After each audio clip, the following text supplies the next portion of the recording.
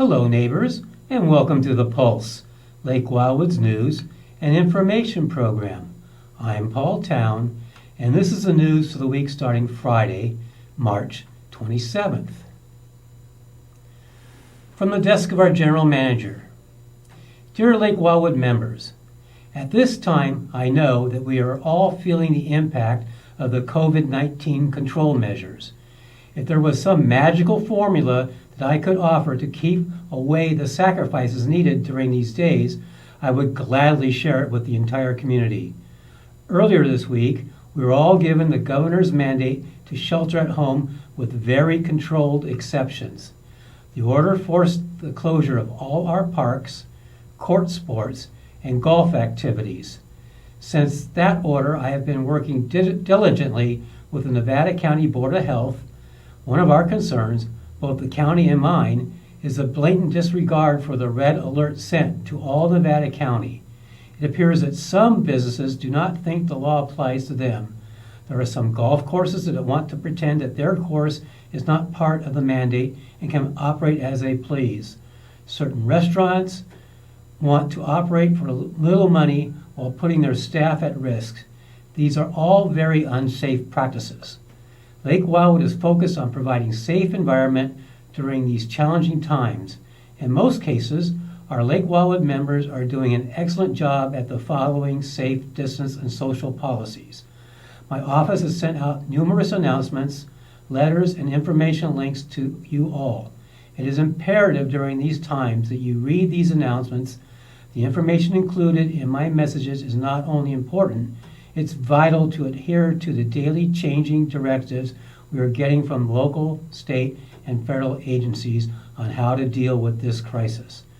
I must make it clear that the association and the board of directors do not have inside information as when the crisis will be over or what the status is any more than you will if you watch TV or get updated communications from the government.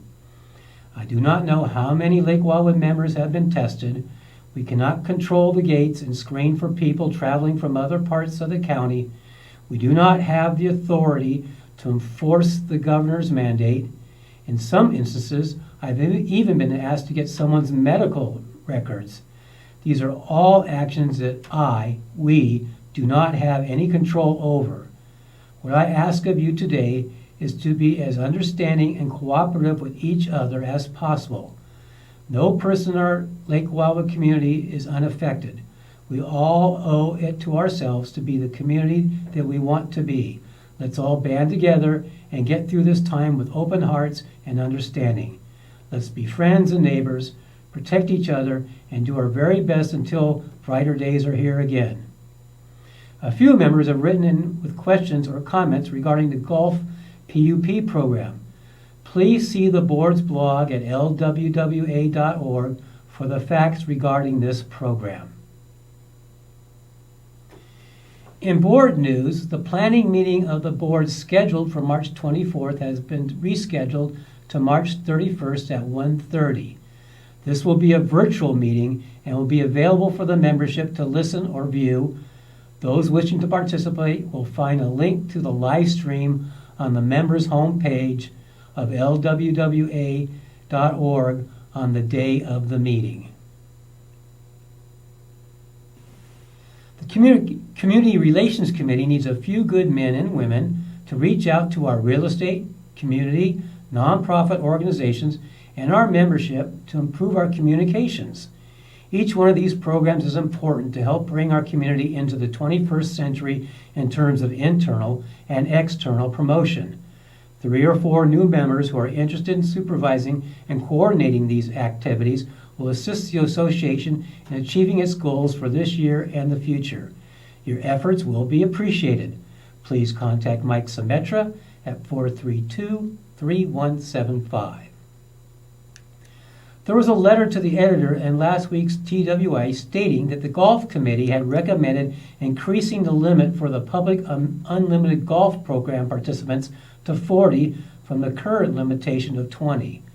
Please understand that this is untrue.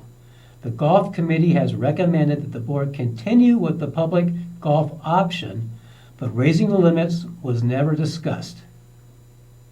from the Lake Committee. It's the season of love for our resident goose population, and eggs are starting to show up. The good part of the story is there are dramatically reduced number of birds in residence now. The egg oiling team is active for March and April, but they need help finding any nests that are not on the island. One of their favorite non-island locations is sagging boat covers beneath lift covers. Lake dwellers, please check your shorelines and boat covers and report any eggs to an admin by emailing contact@lwwa.org. Be sure to include your address, and administration will pass on the info to the team. Lake Wildwood Census. Why should you turn it in?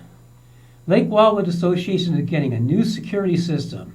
This project is midway through its implementation process and will be going live with it sometime this spring. We're cleaning up the data that will go into the new system, and we really need your help. Currently, 30% of our residents have not turned in their census forms. Why is this an issue? When we launch the new system, the old data will be purged, and households that have not completed their census data will not be in the new system. Well, this will lead to delays when you try to enter the community.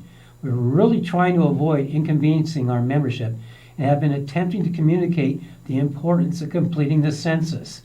It's equally important that both owners and tenants complete the census form. You can access the census online at lwwa.org. Folks, it's pretty simple. Complete your census form, or when the new security system is up and running, you won't be able to enter the community from the resident lane. The AARP tax aid service has been canceled. At this time, residents are advised to seek alternative methods to get your 2019 taxes prepared. As we begin the new weed season, staff is preparing to start the new spraying program in the next few weeks.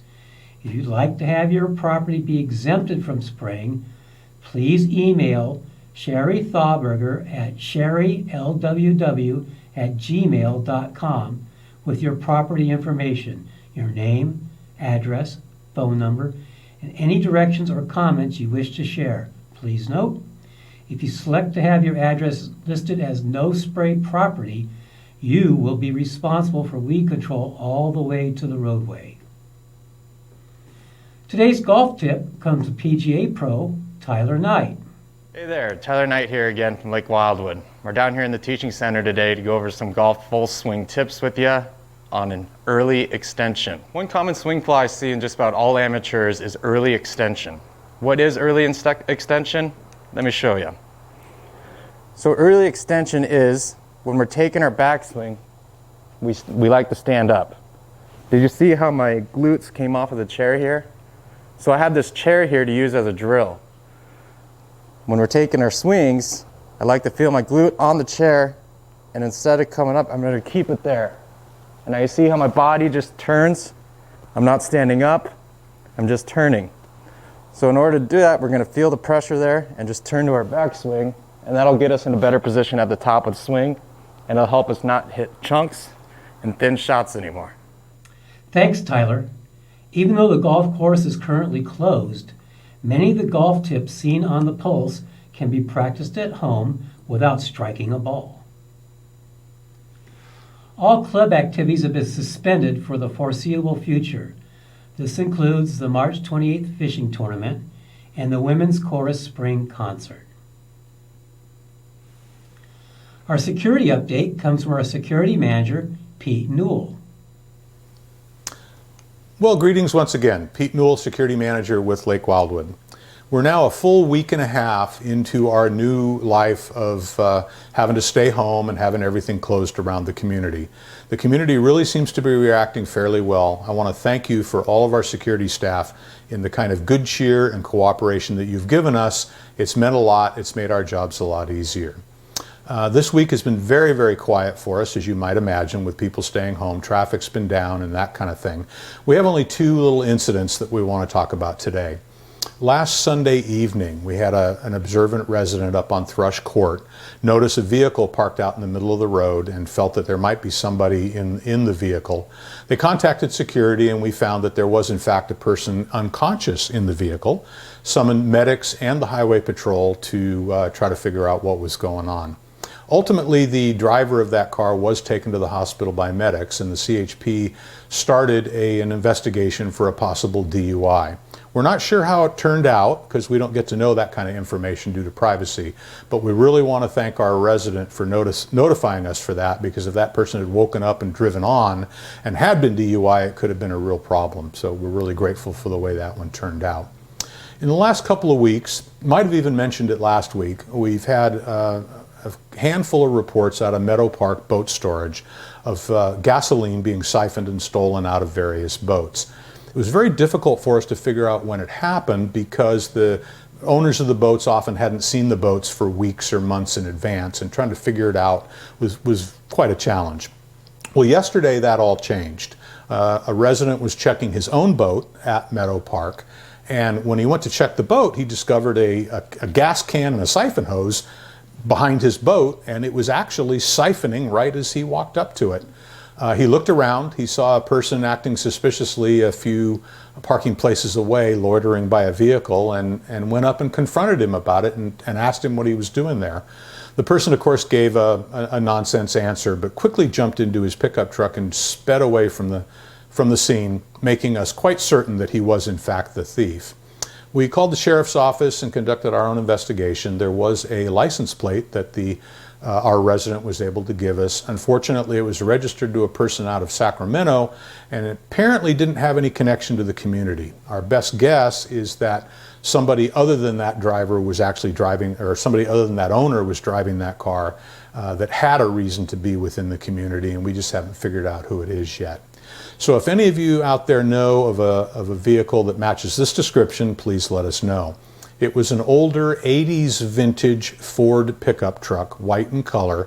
Nothing really descriptive about it, not bad condition, not real good condition.